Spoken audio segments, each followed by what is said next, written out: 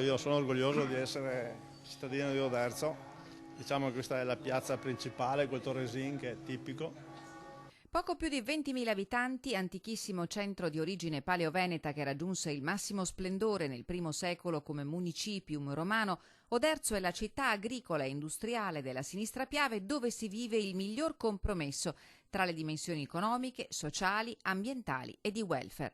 Lo ha stabilito l'indagine sui Borghi Felici 2015 del Centro Studi Sintesi, elaborata per conto del Sole 24 Ore, che ha pubblicato i risultati nell'edizione del lunedì.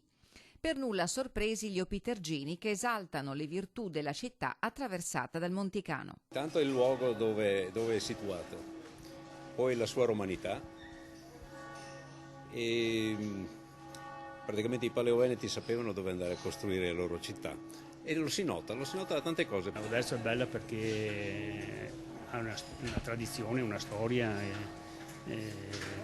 per cui si tramanda da centinaia d'anni. Dicono che sia la seconda città più porticata del Veneto, d'Italia mi sembra, dopo Bologna. Nella classifica generale Oderzo occupa il 19° posto, seguito a poca distanza da Montebelluno, 22°. Gli altri comuni trevigiani che spiccano sono Mogliano, 25°, Castelfranco, 59° e Villorba, 63°. Oderzo è la miglior città del mondo, anche non solo d'Italia. È vero che è uno dei borghi più caratteristici d'Italia. La piazza è una delle più grandi. La classifica dei Borghi Felici è stata realizzata in 2 fasi e i 158 comuni finalisti sono frutto di una selezione basata su 16 parametri legati alla qualità della vita.